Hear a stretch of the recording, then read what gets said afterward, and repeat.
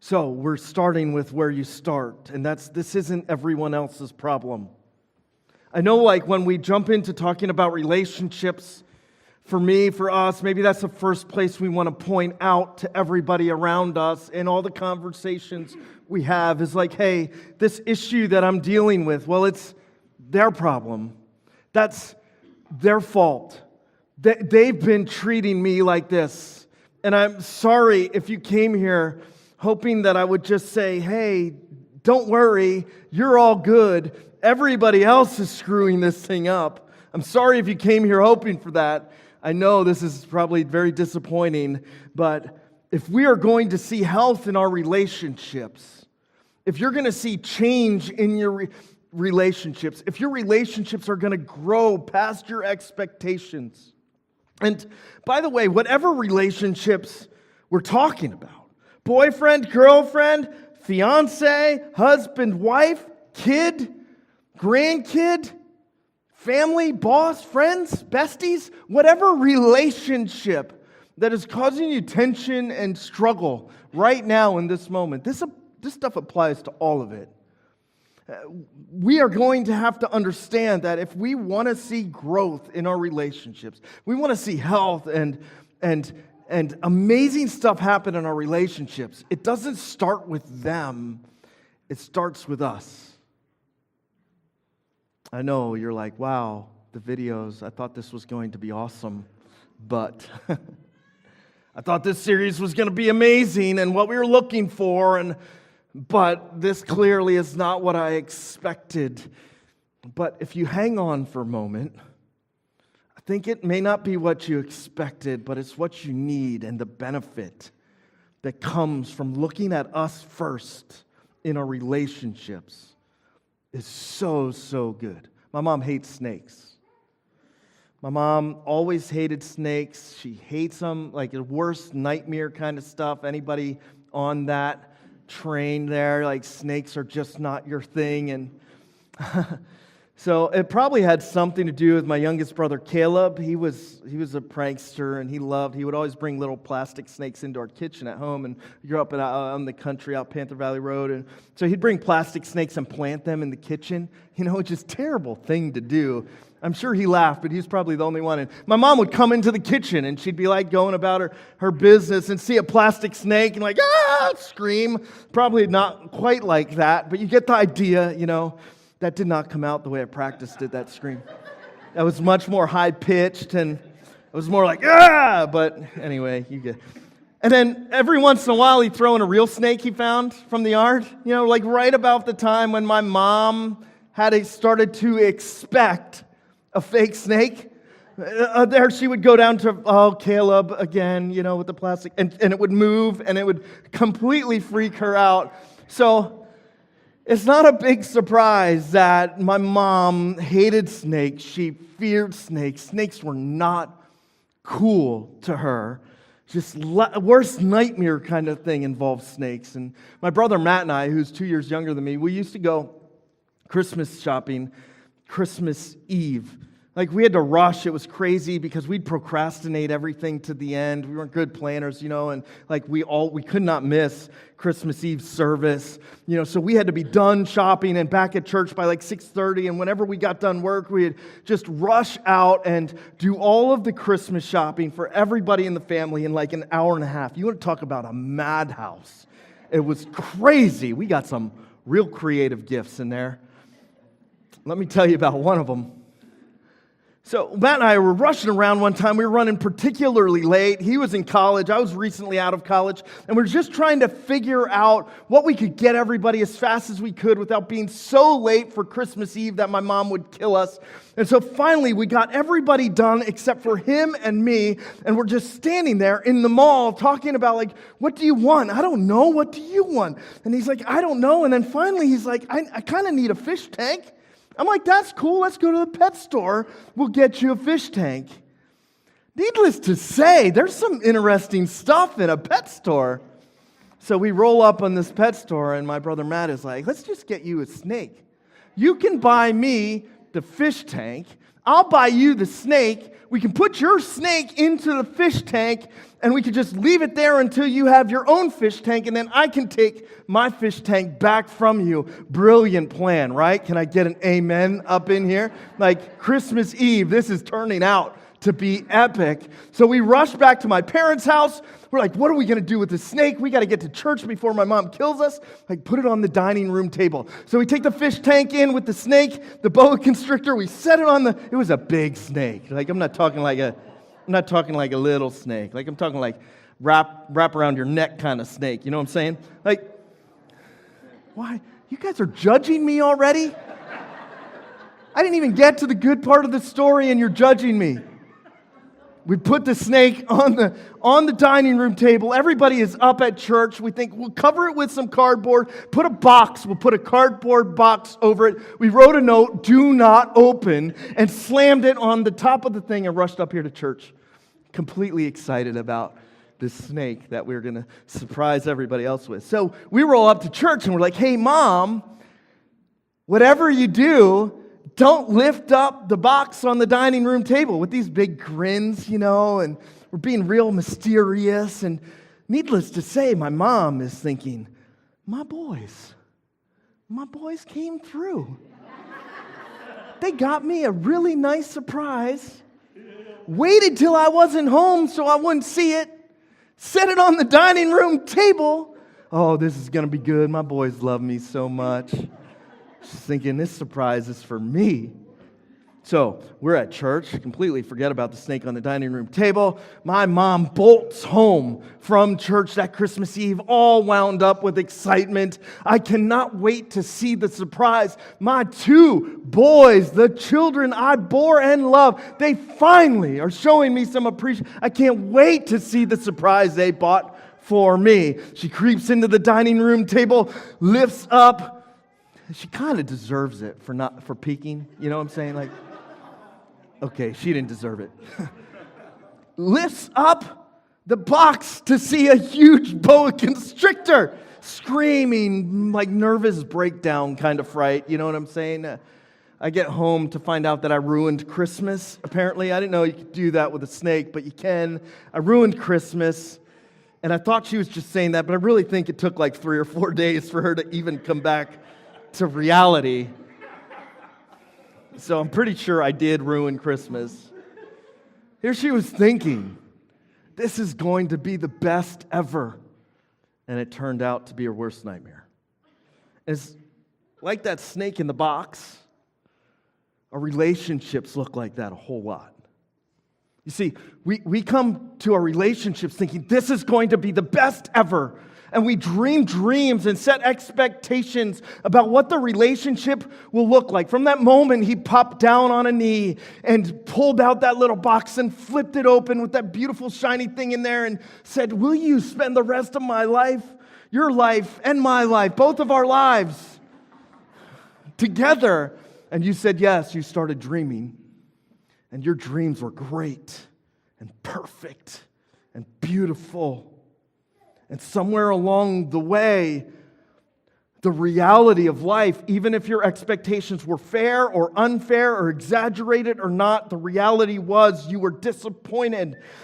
And what should have been awesome turned out to be frustrating or painful or hurtful, maybe even your worst nightmare. You held that child.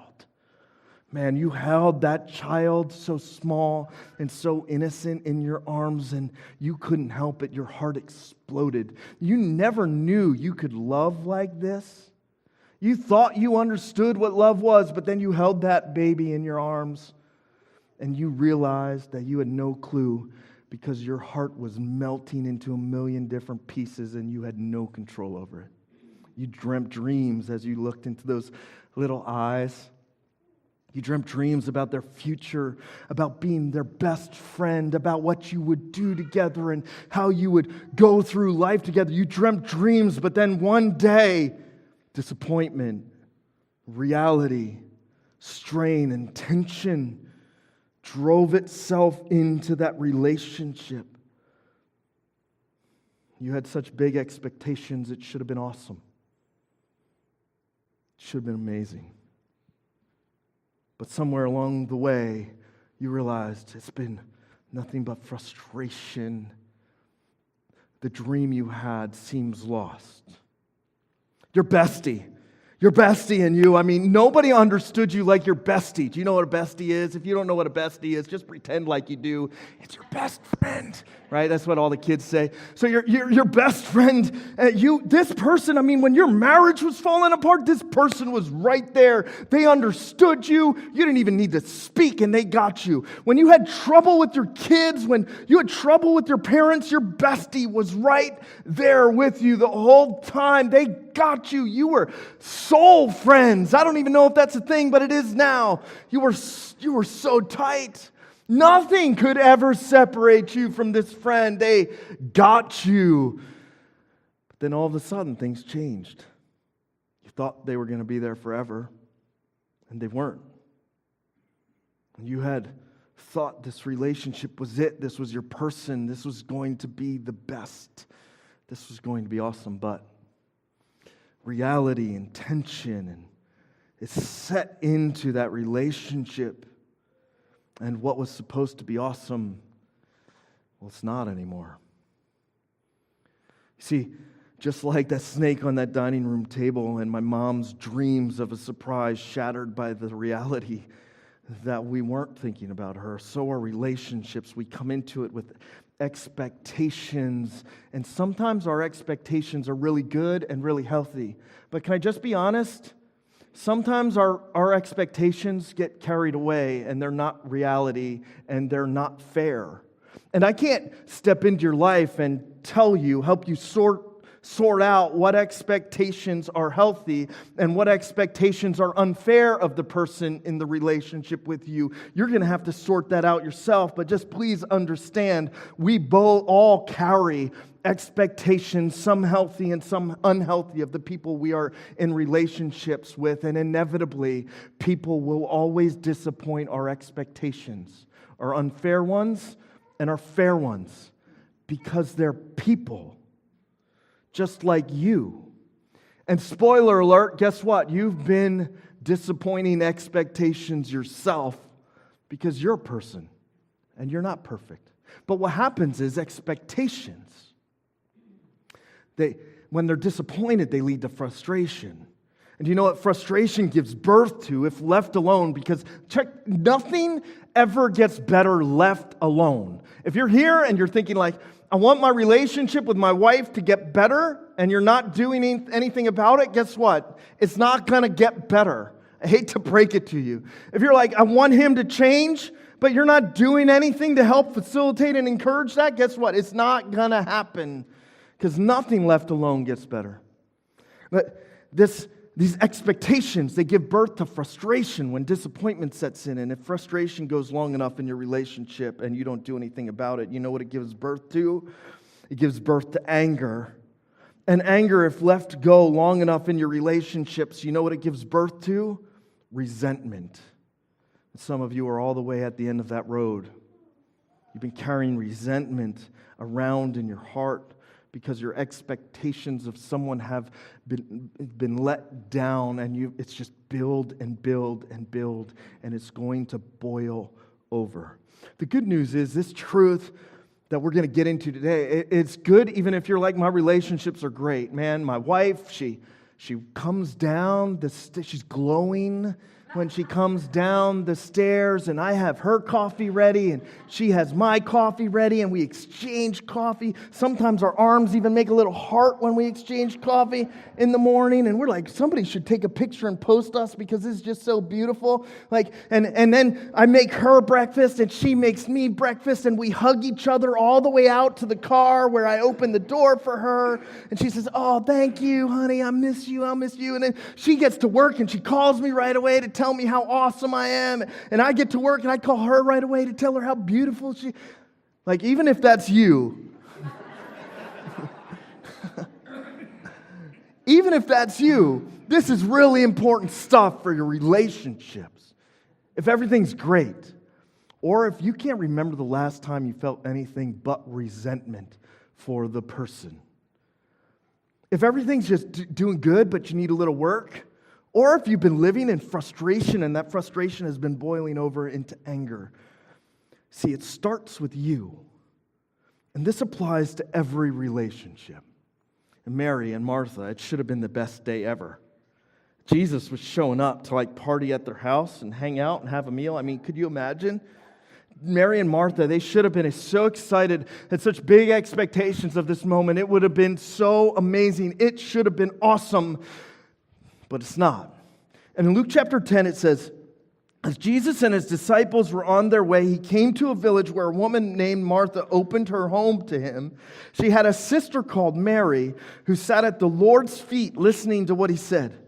But Martha, now catch the picture of these two people, but Martha was distracted by all kinds of preparations that had been made. She came to him and asked, Lord, don't you care that my sister has left me to do the work by myself? Tell her to help me.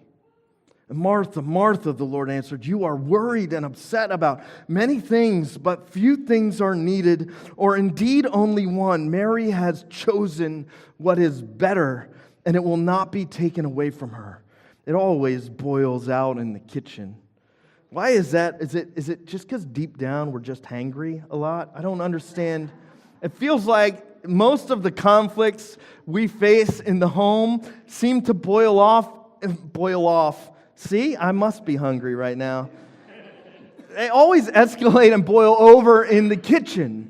I don't know why that is, but I can imagine the scene, and I imagine Martha sitting there trying to prepare everything. After all, this was going to be the best moment ever. Jesus was here to hang out. This was going to be church like never. So good, and she's prepping everything. She's in the kitchen getting stuff done. She's taking care of the place settings, making sure everything's clean and looks good, putting some poopery in the toilet. I didn't even know that thing was a thing until my kids got me some for Father's Day. Don't judge me. That doesn't mean anything. They thought it was neat or something. She's taking care of everything, and the frustration is building. Because there's Mary over there, and she expects Mary to help, but Mary's clearly doing something wrong.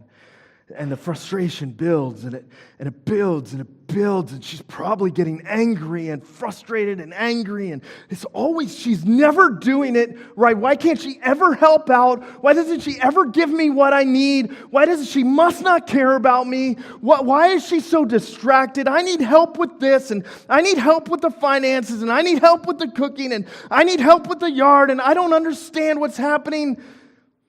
What's wrong with her? It boils over in the kitchen. And she says, hey, Jesus, look at her. She's doing everything wrong. Look at me. I'm trying so hard. I'm doing it right. Don't you care? If you cared, can't you correct her? Can't you make this right? Can't you do something about her? And that's how we approach relational conflict all the time. Look at her. Why doesn't she do what I need? Why doesn't she reciprocate the love I throw out? Why is she just, it's not what I expected. This is not what I signed up for. Why are they acting like this? And that's how we approach relational conflict. I always, don't feel bad if you relate to this. This is an us thing, not just a you thing, but you got to own it too. We always go, look at them. What's wrong with them? Why are they like that? Look at me. I'm trying so hard. I'm working so hard. I'm doing everything right. And Jesus is like, Martha, Martha. And anytime somebody drops your name back to back twice, you're in trouble. You're distracted by so many things. You're worried about so many things that aren't important. There's a few things that are important, and one thing that is the most important. And she actually got it right. See, she asked the question to somebody that could see her heart. What's wrong with them? But the problem was Jesus could see her. And it's so easy to lose yourself in the tension of relationship.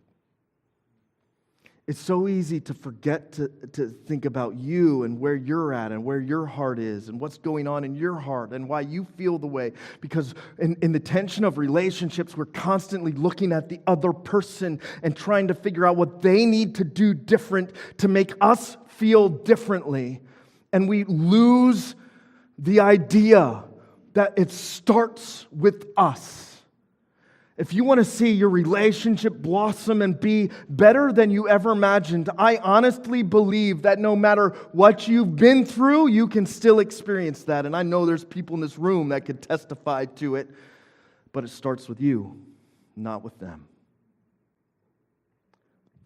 When we take on this whole, it's their fault, it's them, we actually drive the wedge of frustration and anger and resentment deeper, and we push them away. When we fail to look at ourselves first, we absolve and justify ourselves from every part of the relationship that we have played a role in to get where we are now. And can I just say, it always takes two to tango. And if you don't think it applies to you, I'm sorry, you're wrong. It always takes two to get where you are today. And it's healing and hope and restoration and a relationship that is far better than you ever could have imagined. It doesn't start with fixing the other person. It starts with fixing your heart. You see, there's a better way. And in this story, in this situation, Mary had found the better way. And the better way was she had prioritized her connection with Jesus first. Above all else, amidst the distractions, Mary had found a foot at the presence of Christ and was learning from Him and listening to Him and trying to follow Him. You see, this passage is not mainly about relationships. This passage is mainly about the number one priority for our lives, and that number one priority is the most important relationship, Jesus. And if you don't believe me, if you have big questions, if you're skeptical, that's okay, I get it. I've been there. But I've also lived that when I practice trying to follow Jesus, all of my relationships get better and find new ground. All of them. You see, when we focus just on us, it drives the wedge deeper. But when we prioritize one relationship above all of our other relationships, it means you don't have to do some things. Like Mary didn't have to do. It means when you set the priority as my relationship with God is one, and you look at your own heart first, it actually means you don't have to carry the burden alone. And some of you, you've been carrying a big burden. A big relational burden for a really long time. You've been dragging around the wounds and the scars. It's affected how you trust people. It has not freed you to truly love the people in your lives. You've been carrying around mistakes and faults and all of this burden that you lug around into every relationship you carry it. And setting Jesus first, it means you don't have to carry the burden alone. In Matthew chapter 11 and verse 28, Jesus said, "Come to me, all you who are weary and burdened." And some of you are weary and burdened and worn out in your friendships, in your marriage, in your relationship with your kids and grandkids. And Jesus said, "Come to me and I will give you rest. Take my yoke upon you and learn from me, for I am gentle and humble in heart, and you will find rest for your souls, for my yoke is easy and my burden is light." It's time to trade that baggage for what Jesus has for you. There's three things here. One, you don't have to carry the burden alone. Number two, you don't have to win every fight. I know when we argue, we often lose what the discussion or argument was about, and it just becomes about winning the fight. Anybody else do that? I do that. You just want to win, and whatever costs, whatever you have to do to win, to be the right one. You don't have to win every fight. Centering your heart on Christ, in Exodus 14:14, it says, "The Lord will fight for you. You need only be still." You see, there's this crazy thing about God. He's actually for you, and He will fight for you.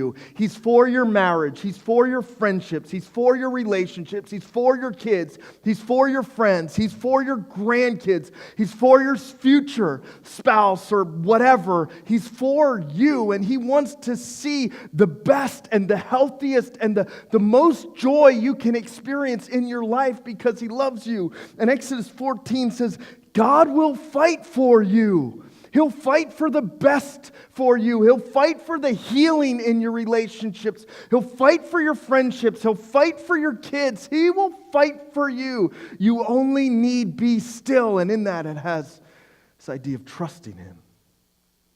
One version, a paraphrase called The Message, says, just stay calm.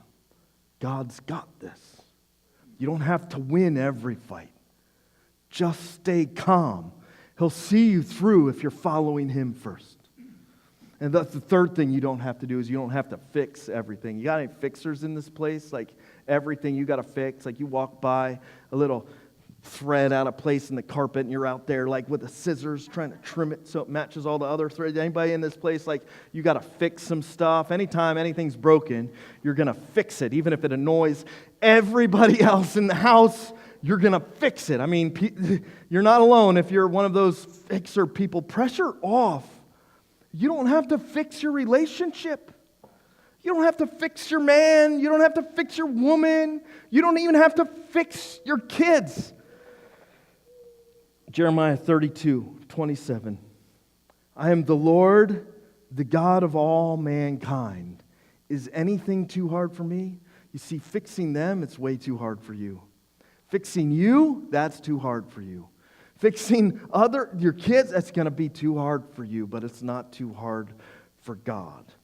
You don't have to carry the burden alone. You don't have to win every fight. You don't have to fix everything. If you would just prioritize one relationship with Christ and learn what it means to follow Him, He'll do all the heavy lifting for you. He wants the best for you. Mary was practicing being just real with her own heart in front of Jesus and trying to follow Him. And that's where it starts. If you want to see healing, if you want to see your relationships blossom and flourish, if you want to experience more joy than you ever experienced before, it does not start with them. It's not everybody else's problem. This is our problem, and the healing starts with us. It's time to step out of the distractions and the frustrations, to let your resentment and bitterness go for a moment. It's time to look into your own heart and just be really honest with you and then say, God, I got to prioritize you in my life if I'm going to get anywhere. I need to practice being outside of the distractions and in front of you.